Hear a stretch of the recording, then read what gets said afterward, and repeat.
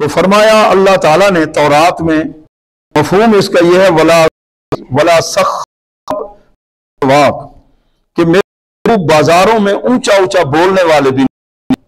मस्जिद और बाजार सबसे महबूब अल्लाह को जो जगह है वो मस्जिद, और जिस जगह के बारे में कहा गया कि अल्लाह को पसंद नहीं वो बाजार वाली जगह।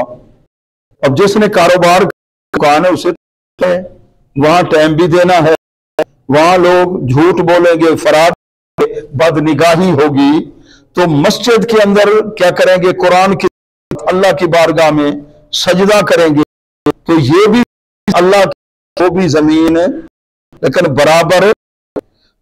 तो मस्जिद में मोमिन का दिल ज्यादा लगता है, मिलता है उसे, जिस तरह मछली को पानी में मोमिन को मस्जिद में मिलता है, वो नमाज पढ़ता है, सर सजदे में रखता है।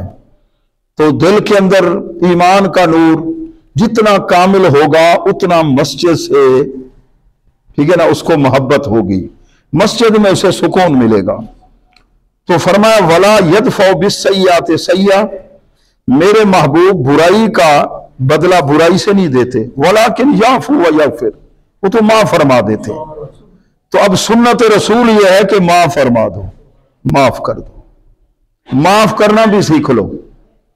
अब तो हालात है कि हम तो ईंट का जवाब पत्थर से देंगे। अगर बीवी को गुस्सा है, उसने एक बात की है तो आगे फिर खाविंद नाराज है तो बीवी घर के अंदर और दोस्तों के अंदर। लेकिन अल्लाह के प्यारे महबूब की जो शरीयत है ना, अगर किसी तरफ से ज्यादती हो जाए तो माफ करना भी सीख लो, माफ कर दो। और ये अल्लाह के महबूब के गुलामों का तरीका यही था, कोई अगर किसी की तरफ से ज्यादती फौरन माफ फरमा देते थे अल्लाह के यहां, फिर उनके दिल के ऊपर भी बहुत असर होता था, वो आकर फिर खुद वो माफी भी मांगा करते थे। फरमाया वला यकबिदाहुल्लाह हत्ता युकीमा बिहिल मिल्लतल औजा, अल्लाह अपने महबूब